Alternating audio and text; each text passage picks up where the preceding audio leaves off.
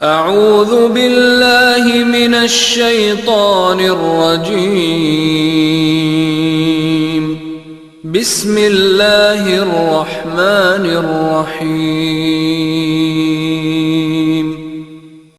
دیوبند نے اسلام کا پرچم دنیا میں لہرایا ہے، ظلم و ستم کے دور کے اندر حق کا دیپ جلایا ہے۔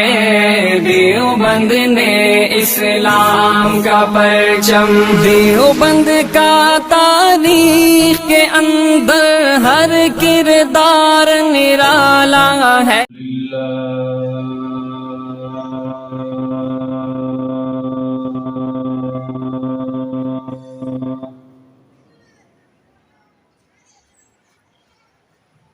الحمد لله وحده والصلاة والسلام على من لا نبي بعده،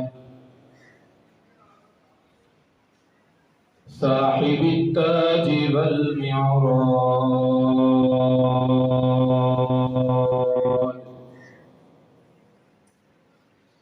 سيد الإنس والجنات،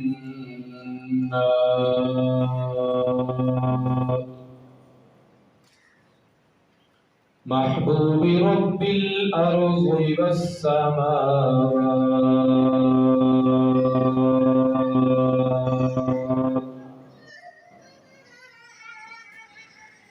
الذي اسمه مكتوب في الإنجيل والتوراة،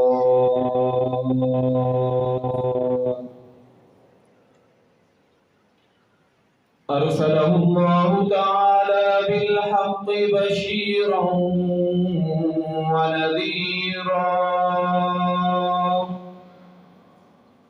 وداعيا إلى الله بإذنه وسراجا منيرا.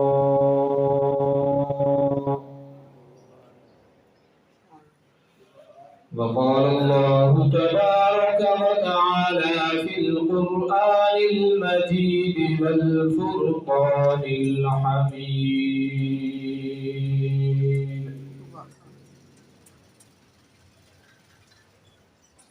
إن الذين قالوا ربنا الله ثم استقاموا تتنزل عليهم الملائكة ألا تخافوا ولا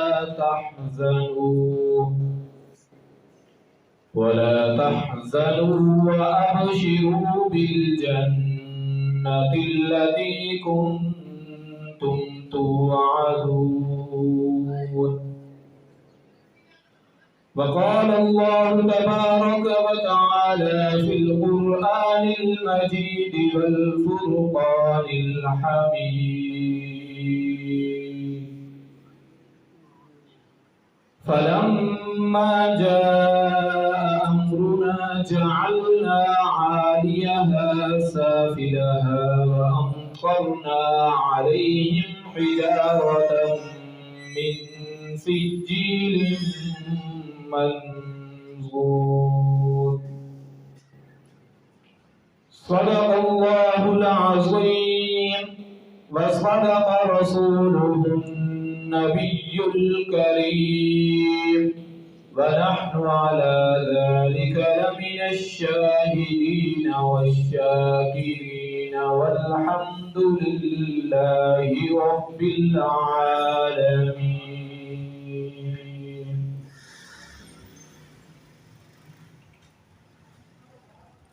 حضور آئے تو سر آفرین اشبا گئی دنیا،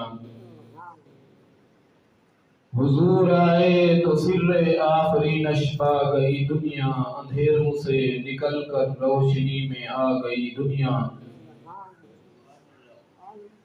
بجھے چہروں کا زنگ اترا ستے چہروں پہ نور آیا، حضور آئے تو انسانوں کو جینے کا شعور آیا۔ میرے انتہائی لے کے سب تعظیم و تقریب میرے واجب الاحترام قابل عزت بزرگوں اور نوجوان دوستوں، السلام علیکم ورحمۃ اللہ وبرکاتہ۔ میں نے آپ حضرات کے سامنے قرآن مجید فرقان حمید میں سے جو چند 2 آیات مبارکہ تلاوت کی ہے۔ اللہ رب العزت سے دعا ہے اللہ رب العزت مجھے ان کا صحیح معنی مطلب مفہوم بیان کرنے کی توفیق عطا فرمائے۔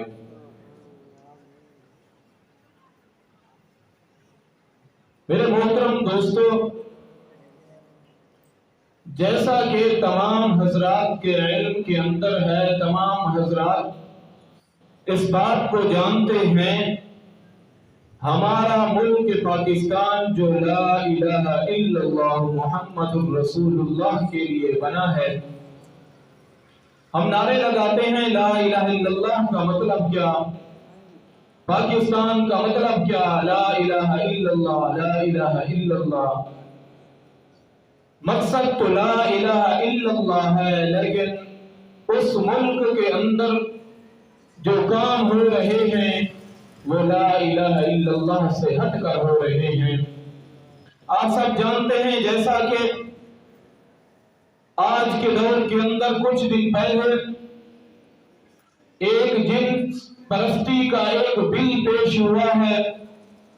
ایک پاکستان کی اسمبلی نے ایک ایسا بل پاس کیا ہے، اس بل کے اندر یہ ہے کہ مرد مرد سے شادی کر سکتا ہے، عورت عورت سے شادی کر سکتی ہے۔ اتنا بڑا ظلم پاکستان پر، اس ملک کے اندر جو لا الہ الا اللہ کی وجہ سے، جس کا بننے کا مقصد لا الہ الا اللہ ہے، اس ملک کے اندر اتنا بڑا غلیظ بل پیش کیا گیا ہے اور اسے پاس کیا گیا ہے۔ یہ قوم اس سے پہلے یہ فعل حضرت لوط علیہ السلام ایک اللہ کے پیغمبر گزرے ہیں۔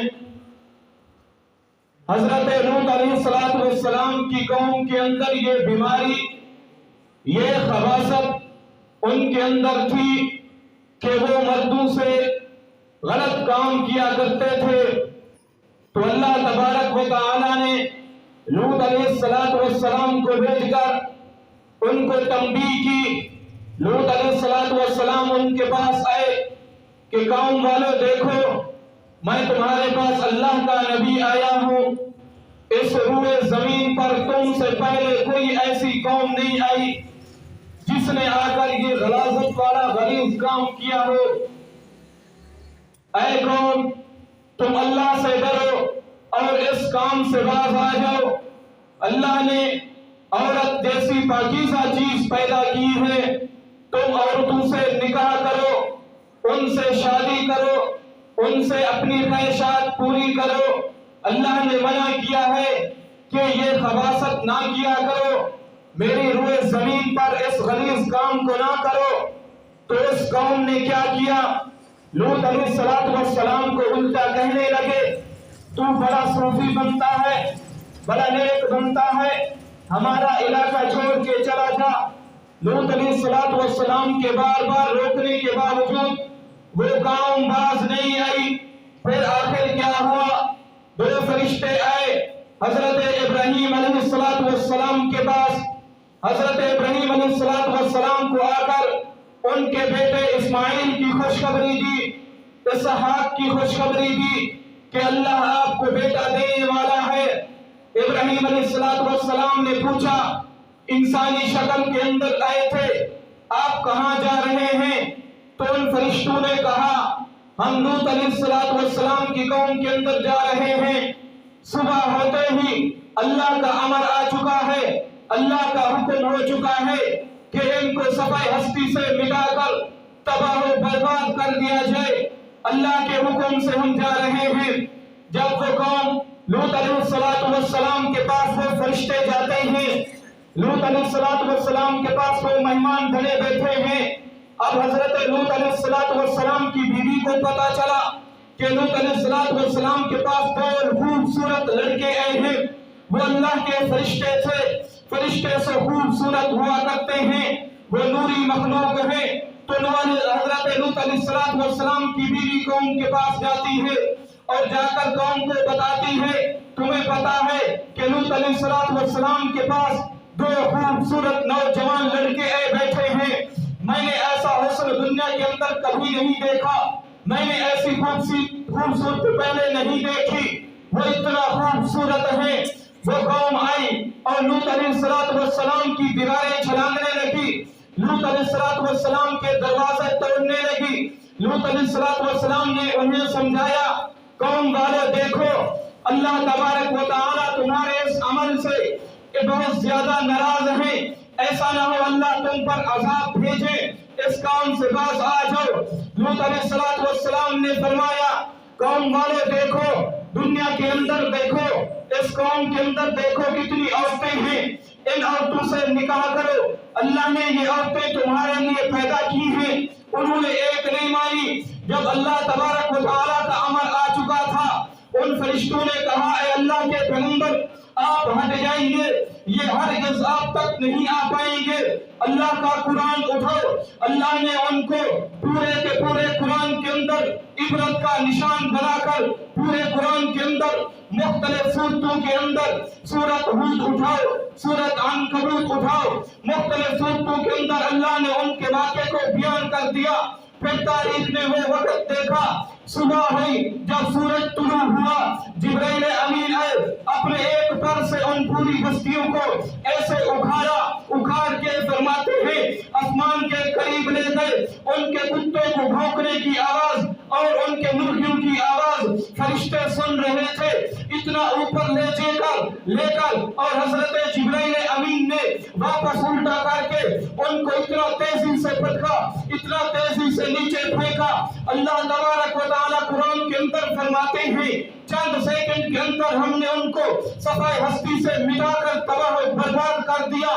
پھر اللہ کا عذاب یہیں پہ تھما نہیں ہے، اب آگے دیکھو، پھر اللہ نے آسمان سے پتھر برسائے، آسمان سے پتھر ایسے آئے، ان میں سے ہر پتھر پر ہر بدکار آدمی کا نام لکھا ہوا تھا۔ وہ پتھر آ کے جس کو بھی لگتا تھا اس کے چہرے کی حالت بدل دیتا تھا، اس کا دماغ بھیجا نکال کے رکھ دیتا تھا۔ بندے کو جب وہ پتھر لگتا تھا وہ بندہ ریزہ ہو جاتا تھا۔ جب حضرت لوط علیہ السلام اپنی قوم سے نکل کر اپنی بیوی کو نکل کر لے کے جا رہے تھے، اللہ نے حکم دیا، اے لوط ہجرت کر کے جاؤ، لیکن جب میں تمہاری قوم پر عذاب مسلط کروں گا اپنی قوم کی طرف ہرگز نہیں دیکھنا۔ حضرت لوط علیہ السلام بھی جا رہے ہیں، ان کے ساتھ ایمان لانے والے بھی جا رہے ہیں۔ جب اللہ نے لوط علیہ السلام کی قوم کو آسمان سے نیچے پھینکا تو ان کی آواز اور ان کی چیخیں پکار سن کے لوط علیہ السلام کی بیوی انہی میں سے تھی، اس نے پیچھے دیکھا تو اللہ تبارک و تعالیٰ نے ایک ایسا پتھر بھیجا جو پتھر اسے لگا اور وہ تباہ برباد ہو گئی، وہ صفحہ ہستی سے مٹ گئی، اس کا چہرہ بھی مٹ گیا، اس کا دماغ سے بھیجا نکل کے باہر آ گیا، وہ بھی اس دنیا کے ساتھ اور ان ظالموں کے ساتھ دفن ہو گئی، اس ظالموں کے ساتھ تباہ و برباد ہو گئی۔ ہم مسلمان ہیں، آج ہم اپنے اوپر دیکھیں، ہم کیا سمجھتے ہیں؟ کیا وہ اللہ کا عذاب ہم پہ نہیں آ سکتا؟ ہم پہ یہ عذاب آ سکتا ہے، ہم بھی اللہ کی اسی زمین پہ رہتے ہیں، ہم وہ بھی اسی جنس پرستی والے غلاظت اور گندے کام کے اندر مبتلا تھے، اللہ نے انہیں عذاب دے کر اپنی اس زمین سے پاک کر دیا۔ ہم کیا سمجھتے ہیں اگر ہم رسول اللہ کی امت میں سے ہیں کیا ہم پر یہ عذاب نہیں آئے گا؟ نہیں میرے بھائی، ہم تو اس رسول کے امتی ہیں۔ اس نبی کی سیرت اٹھا کے دیکھو، اس کی زندگی اٹھا کے دیکھو، اس نبی کے اخلاق کو دیکھو، وہ تو نبی تمام جہانوں کے رحمت للعالمین بن کے آیا ہے۔ میں آئیے دکھاتا ہوں، آج جو ہم نمازی بنے پھرتے ہیں، حاجی بنے پھرتے ہیں، آج ہم جنت کے ٹھیکیدار بنے پھرتے ہیں اور اس ملک کے اندر پھرتے ہیں جو لا الہ الا اللہ کے کلمہ پہ بنایا گیا ہے، جو لا الہ الا اللہ کے مقصد کے لیے بنایا گیا ہے، اس उस मुल्क के अंदर जेंस परस्ती का बिल पास होता है, ना मुझे तकलीफ होती है, ना किसी मुल्ला को तकलीफ होती है, ना किसी ताजर को तकलीफ होती है, ना किसी डॉक्टर को तकलीफ होती है, ना किसी इंजीनियर को तकलीफ होती है, किसी तबके को कोई तकलीफ नहीं होती। मेरे भाइयों, हमने क्या सोचा, क्या ये अजाब हम पे नहीं आ सकता? अल्लाह के नबी की सीरत को देखो, अल्लाह के नबी की जिंदगी को उठा के देखो, उन्होंने कैसे जिंदगी गुजारी मेरे और आपके लिए, मुझे और आप तक ये कलमा पहुंचाने के लिए, मुझे और आप तक कुरान पहुंचाने के लिए, मुझे और आप तक ये खूबसूरत दीन पहुंचाने के लिए।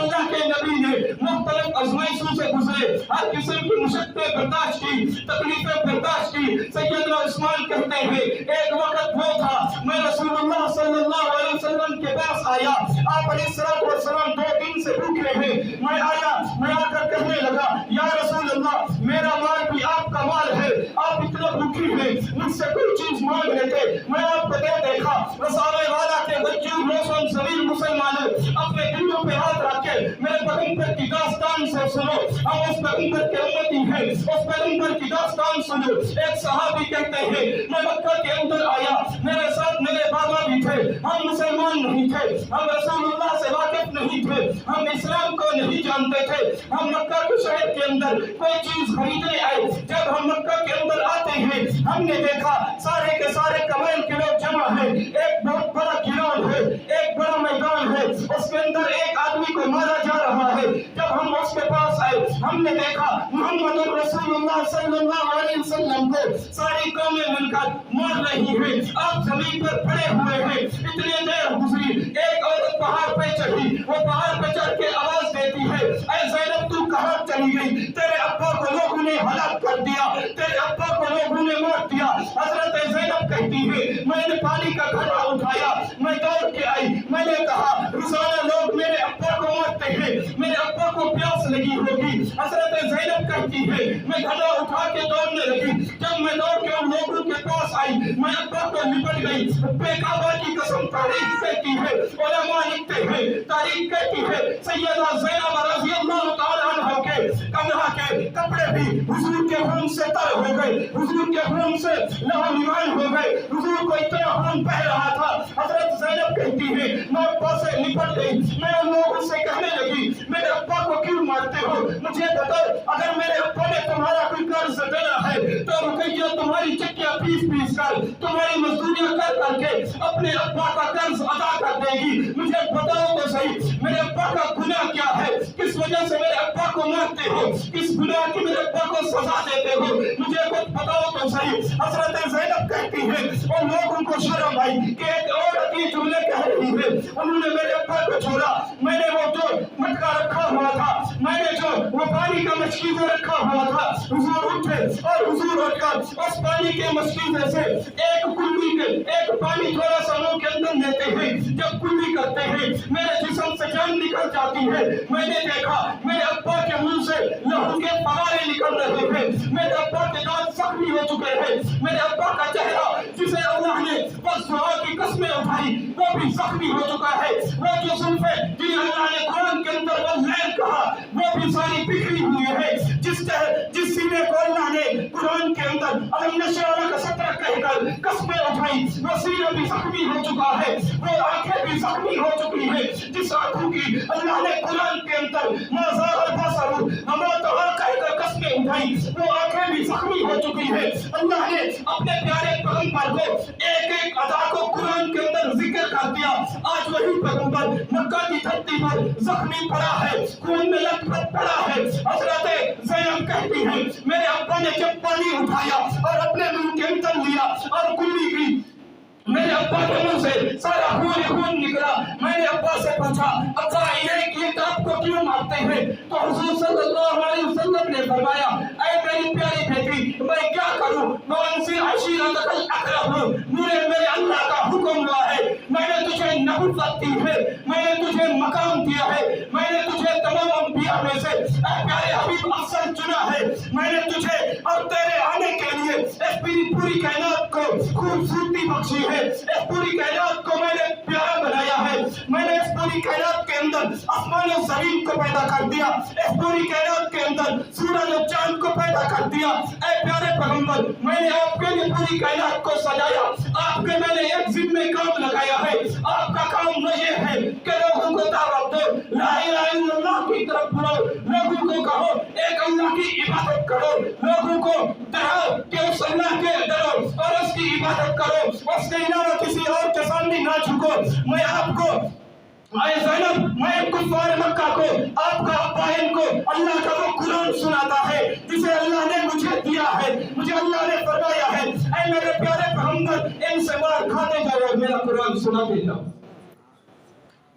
یہ اللہ نے اپنے پیارے پیغمبر کو مقام دیا، اللہ نے اپنے پیغمبر کو شان دیا، ہم اس نبی کے امتی ہیں۔ ہم دیکھیں آج دنیا کے اندر، دنیا کو چھوڑو، اس پاکستان کی سرزمین کے اندر دیکھو، جنس پرستی کے بل پاس ہو رہے ہیں، کسی کو نہ کوئی تکلیف ہو رہی ہے، ساری قومیں، ساری برادریاں چپ بیٹھی ہیں۔ اگر سیاست پہ کوئی بات ہے، اگر ہمارے کوئی قیدی کو گالی دے، اگر کوئی دنیا کے اندر ہمارے ماں باپ کو گالی دے، اگر دنیا کے اندر ہمارے رشتہ داروں کو گالی دے تو ہم لڑنے پہ آ جاتے ہیں، ایک دوسرے کو فائر مارتے ہیں، گولیاں مارتے ہیں، ایک دوسرے کو کلہاڑی اور خنجر مارتے ہیں۔ کیا یہ جو جن پرستی کا بل پاس ہوا ہے اس کے اندر میرے لیے، آپ کے لیے کیا اللہ کا عذاب نہیں چھپا ہوا؟ کیا ہم اس قوم سے زیادہ بڑے طاقتور ہیں جو قوم لوط علیہ السلام کو اگر اللہ نے تباہ و برباد کر دیا، اس کے پاس بھی اللہ کا پیغمبر آیا تھا، ان کے لیے بھی اللہ کے نبی دعائیں مانگا کرتے تھے، اللہ ان کو ہدایت دے، اللہ ان کو ہدایت دے۔ اگر میرے اور آپ کے لیے پیارے حبیب حضرت محمد رسول اللہ دعائیں مانگ کے گئے ہیں کہ اللہ میری نبی کو، میری امت کو ہدایت دینا، میری امت پر کبھی عذاب نہ بھیجنا، کیا ہم اس بھول کے اندر پڑے ہوئے ہیں؟ ہمیں اس نبی کی دعا کی وجہ سے ہم پر عذاب نہیں آئے گا تو میرے بھائی یہ غلط فہمی ہے، وہ عذاب ہم پر بھی آ سکتا ہے جو اللہ نے قوم لوط پر بھیجا، وہ میرے اوپر بھی آ سکتا ہے، وہ آپ پر بھی آ سکتا ہے، وہ سرزمین پاکستان پر بھی آ سکتا ہے، وہ اللہ کا زمین پوری زمین پر آ سکتا ہے۔ اللہ اگر اپنا عذاب دینا چاہے تو اس سے پہلے بہتر ہے کہ اللہ ہم پر عذاب بھیجے۔ اللہ کے سامنے رو، اللہ کے سامنے گر گرا کے مانگو، اللہ سے توبہ کرو، اے اللہ ہم توبہ کرتے ہیں، یہ جو بل پاس ہوا ہے اے اللہ یہ بل پاس کرنے والوں کو، بل پاس کرانے والوں کو تباہ و برباد فرما، اے اللہ قیامت کی صبح تک آنے والی نسلوں کے لیے عبرت کا نشان بنا، جو آپ کی شریعت کو اور آپ کے قرآن کو اور آپ کے نبی کے دین کو چھیڑنے کی کوشش کرے۔ اللہ اگر وہ یورپ ہے، اگر وہ امریکہ میں بیٹھنے والے کتے ہیں، اگر وہ امریکہ کے جاسوس پاکستان میں رہنے والے ہیں، اے اللہ اگر وہ کسی سرزمین سے تعلق رکھتے ہیں، چاہے وہ پاکستان سے تعلق رکھتے ہیں، چاہے وہ غیر مسلم ہیں، چاہے جو بھی ہے، اللہ جو تیرے نبی کی شریعت کو مٹانا چاہے، اللہ جو تیرے نبی کی قرآن کو مٹانا چاہے، اللہ ہم بھی یہ دعا کرتے ہیں رب کعبہ کی قسم، اے اللہ تجھے تیرے اس پیارے حبیب کا صدقہ، تجھے تیرے اس پیارے نبی کا واسطہ جو تیرے نبی کی شریعت کو مٹانا چاہتے ہیں، اے اللہ ان کو ہمیشہ ہمیشہ کے لیے تباہ و برباد کر دے۔ اونچی آمین کہو، اونچی کہو آمین۔ اتنا بڑا عبرت کا مقام ہمارا ملک پاکستان، لا الہ الا اللہ کے بننے والا، اس ملک کے اندر جن پرستی کے بل پاس ہو، ہم کدھر سو گئے؟ حضور نبی پاک صلی اللہ علیہ وسلم کی شریعت کو رولا جا رہا ہے، نہ کسی تاجر کو تکلیف ہے، نہ کسی ڈاکٹر پروفیسر کو تکلیف ہے، نہ کسی مولوی کو تکلیف ہے، کسی کو کوئی تکلیف ہی نہیں، حضور کی شریعت کو بگاڑا جا رہا ہے۔ اس پیغمبر کو دیکھو، صدیق اکبر کہتے ہیں میں گھر کے اندر بیٹھا ہوا تھا، شور آنے لگا، میں جب مکہ کی گلیوں میں باہر نکلا، میں جب مسجد حرم میں پہنچا، میں کیا دیکھتا ہوں، میں نے سوچا قبیلے کے لوگ آپس میں جمع ہیں، وہ آپس میں لڑتے ہی رہتے ہیں، یہ آپس میں لڑ رہے ہیں۔ میں جب آگے ہوا میں نے دیکھا رسول اللہ صلی اللہ علیہ وسلم کو سارے لوگ مل کے مار رہے ہیں۔ میں نے پھر وہ دیکھا، میں لوگوں کے پاس گیا، میں نے لوگوں کو منع کیا، اس کو کیوں مارتے ہو؟ اتقتلون رجلا ان یقول ربی اللہ، یہ کہتا ہے اسے اللہ کی عبادت کرو، تمہیں وہ بتوں سے روکتا ہے اس لیے اس نبی کو مارتے ہو۔ حضرت ابوبکر فرماتے ہیں مسالے والا کے بچوں مسلمانوں اپنے دلوں پہ ہاتھ رکھ کے میری اس بات کو ذہن نشین کرنا، میرے اس جملے کو اپنے دلوں میں جگہ دینا صدیق اکبر فرماتے ہیں جب میں قریب ہوا میں نے دیکھا ایک وقت آگے بڑھتا ہے اور اس نے اپنی پگڑی لی اور اس نے اپنے کپڑا لیا، اس نے رسول اللہ کی گردن میں وہ کپڑا ڈالا، اس نے رسول اللہ کی گردن میں کپڑا ڈال کر اتنے بل دیے، میں نے اپنی آنکھوں سے دیکھا رسول اللہ کی وہ آنکھیں جسے اللہ نے قسم کھلا کر ما زاغ البصر وما طغى قرآن کے اندر کہا، میں نے ان آنکھوں کو دیکھا، ان آنکھوں کو میں نے ایسے دیکھا جب وہ بل دیتا تھا تو رسول اللہ کی آنکھیں ایسے لگتا تھا جیسے بہر نکلنے والی ہے۔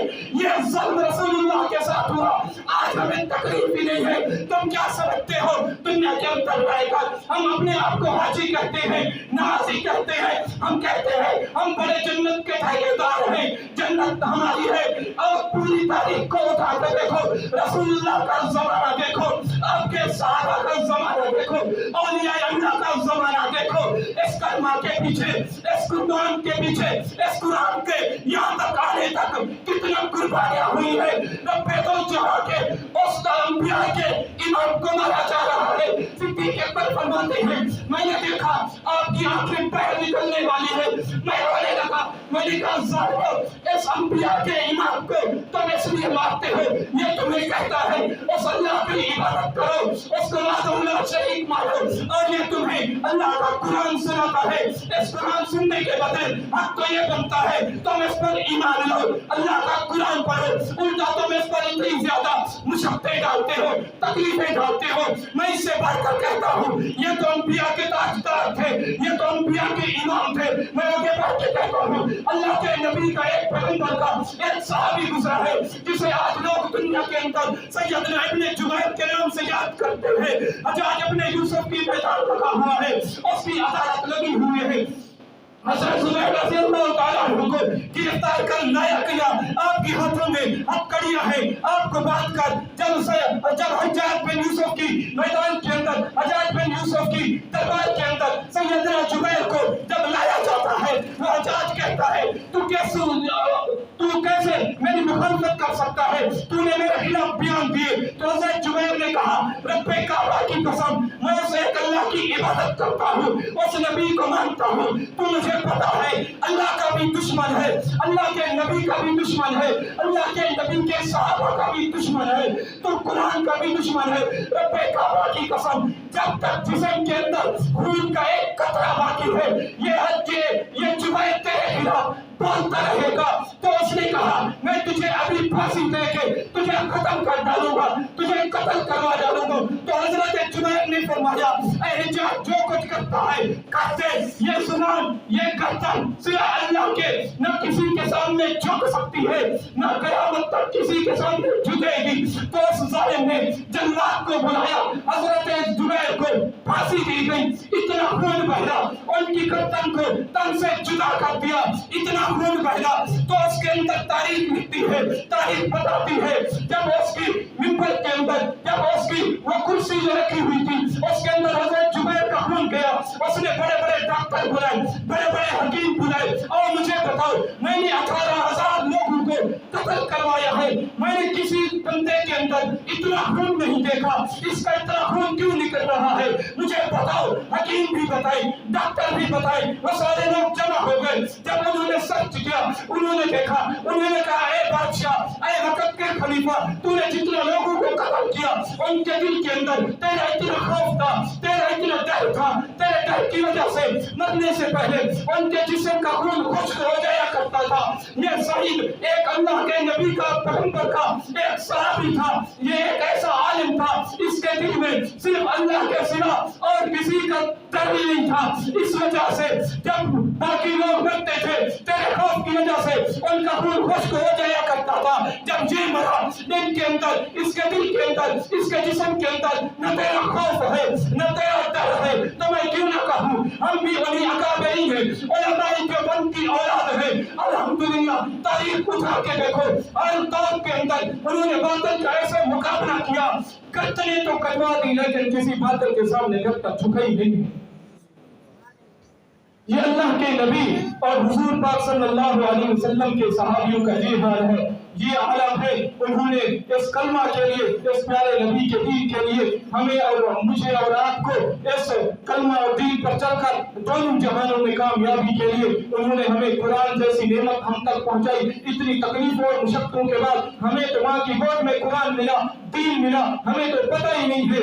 آج میں دیکھتا ہوں کہ پاکستان کے اندر دیکھو پتہ نہیں کس سوچ کی وجہ سے کس نے یہ ظالمانہ حرکت کی، کس نے یہ جن پرستی والے بل دیے، کس نے ہماری قوم پر اللہ تبارک و تعالیٰ کا عذاب واپس دوہرانے کا، وہ قوم لوط پر جو اللہ نے عذاب بھیجا۔ کون ہے جو ظالم ہم پر بھی وہی عذاب مسلط کرانا چاہتا ہے؟ کون ہے وہ ظالم؟ اگر یہ بحث کی کوئی سازش ہے تو میں ان سے کہہ دینا چاہتا ہوں، چاہے وہ کسی دنیا کے اندر رہنے والے ہوں، چاہے وہ کسی ملک کے اندر رہنے والے ہوں، چاہے وہ پاکستان کے اندر رہنے والے ہوں، الحمدللہ آج لوگ مجھے بڑا افسوس سے کہنا پڑ رہا ہے، بہت سارے ایسے نوجوان ہیں جو گالیاں دیے پھرتے ہیں، مولوی کو گالی دیتے ہیں، جب بچہ پیدا ہو مولوی صاحب آ کے اذان تو دے دے، اگر باپ کا جنازہ رکھا ہے مولوی صاحب آ کے جنازہ تو پڑھا دے، پھر گالی بھی اسی مولوی کو دی جاتی ہے۔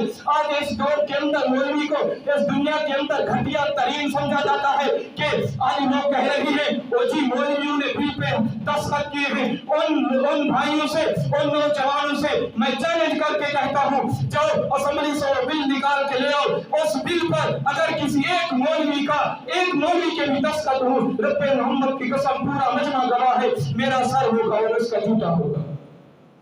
یہ کبھی نہیں ہو سکتا، چاہے وہ مولوی دیوبندی ہو، چاہے وہ مولوی جمعیت علماء اسلام سے تعلق رکھنے والا ہو، چاہے وہ مولوی تحریک لبیک سے تعلق رکھنے والا ہو، چاہے وہ مولوی جماعت اسلامی سے تعلق رکھنے والا ہو، چاہے وہ مولوی اہل حدیث سے تعلق رکھنے والا ہو، میں کہتا ہوں جس نے حضور نبی پاک صلی اللہ علیہ وسلم کی شریعت اور قرآن پڑھا ہے، کبھی وہ اس ظالمانہ بل پر اتنا غلیظ بل پر دستخط نہیں کر سکتا۔ آج لوگ کہتے ہیں وہ جی مولویوں نے دستخط کیے ہیں، میں کہتا ہوں یہ کبھی نہیں ہو سکتا کہ مولوی دستخط کرے۔ یہ مولوی تو وہ ہیں، آپ تاریخ اٹھا کے دیکھو، ان مولویوں کو دیکھو، ان مولویوں کو، ہم تو ان لوگوں کی اولاد ہیں، ہم تو ان شہیدوں کی اولاد ہیں جو نہ کبھی انگریز کے سامنے جھکے ہیں، نہ انشاءاللہ قیامت کی صبح تک جھکیں گے۔ ابوالکلام کلام آزاد ایک علماء دیوبند بڑا بزرگ گزرا ہے، اس کو جب رنتی ایک ہندوستان کے اندر جگہ ہے، رنتی کی جیل کے اندر ڈالا گیا، انہیں تقریباً 3 سال قید کے اندر گزر گئے۔ ان کی بیوی نے انہیں خط لکھا، ابوالکلام میرے آخری سانس ہے، میرے آخری وقت ہے، میں دنیا سے رخصت ہونے والی ہوں، تو ایک وکیل رکھ لے اور ان سے انگریزوں سے اپیل کر دے، تیری ضمانت کر دیں گے۔ اس مجاہد کا جواب تو سنو، اس نے کہا میں تمہیں وصیت کرتا ہوں، تم آخری اگر تیرا وقت ہے تو اپنی زبان پہ اللہ کا قرآن پڑھتے رہنا، نبی پر درود پڑھتے رہنا، اللہ کا کلمہ پڑھتے رہنا، مر جانا، لیکن میں تیری وجہ سے اس انگریز ظالم کے سامنے جھک کر ضمانت کی بھیک نہیں مان سکتا۔ ہم ان اکابرین علماء دیوبند سے تعلق رکھتے ہیں، میں اس سے بڑھ کر کہتا ہوں میرے پاس اتنا وقت نہیں ہے۔ انگریز نے بڑی سازش کی کہ کسی طرح مسلمانوں کو ختم کیا جائے، کسی طرح ان کو تباہ و برباد کیا جائے۔ جب وہ سارے ایک میٹنگ پہ جمع ہوئے، انہیں یہ نظر آیا جب تک یہ مدارس باقی ہے، جب تک یہ مولوی والی ہے باقی ہے، تب تک ہم ان مسلمانوں کو پست نہیں کر سکتے، تب تک ہم ان کو شکست نہیں دے سکتے۔ تو پھر کیا کیا جائے؟ ان مولویوں کو ختم کیا جائے، ان کو سیاست سے نکالا جائے، ان کے مدارس کو ختم کیا جائے۔ تو یہ کیسے ہوگا؟ پھر انہوں نے مختلف قسم کے پروپیگنڈے چلے، انہوں نے قادیانیوں کو اٹھایا کہ تم پاکستان کے اندر جو اور مسئلہ ختم نبوت کو اٹھاؤ، اور مرزا قادیانی خبیث کو ختم نبوت پر ڈاکہ ڈالنے کا کہا کہ ختم نبوت پر اس خبیث نے آ کے ڈاکہ ڈالا کہ میں اللہ کا نبی ہوں، مجھ پر وحی اترتی ہے، مجھے بھی نبی مانو۔ تو ان اکابرین علماء دیوبند نے الحمدللہ ہر محاذ پر ہر باطل کو شکست دی ہے۔ تو اس وقت جس نے ان باطل کو شکست دی، جنہوں نے قادیانیوں کو شکست دے کر ہمیشہ کے لیے غیر مسلم قرار دیا، 1974 کے اندر وہ مرد کلندر جسے آج دنیا مفتی محمود کے نام سے یاد کرتی ہے، مفتی محمود نے اسمبلی کے اندر آئے اور انہوں نے 7 دن فیصلہ کے بعد ان کو ہمیشہ کے لیے تیرا اسلام سے خارج کر دیا۔ میں اس سے آگے بڑھ کر کہتا ہوں پھر انہوں نے اور چال چلی، انہوں نے کہا ہم یونیورسٹیاں بنائیں، ہم کالج بنائیں، ہم ان کے نوجوانوں کو خراب کریں۔ تو الحمدللہ اس پر ہمارے مولانا الیاس صاحب بانی دعوت و تبلیغ آئے اور انہوں نے مجاہدانہ کام کیا۔ ہم نے آ کر اس نے پوری امت مسلمہ کو جگایا، اس نے آ کر لوگوں को बताया, ला इलाहा इल्लल्लाह की दावत देना शुरू की। जब उनका ये भी काम मिशन नाकाम हुआ, फिर उन्होंने अहले तशय्युओं को पकड़ा, उन्होंने आगे सहाबा पे भौंकना शुरू किया।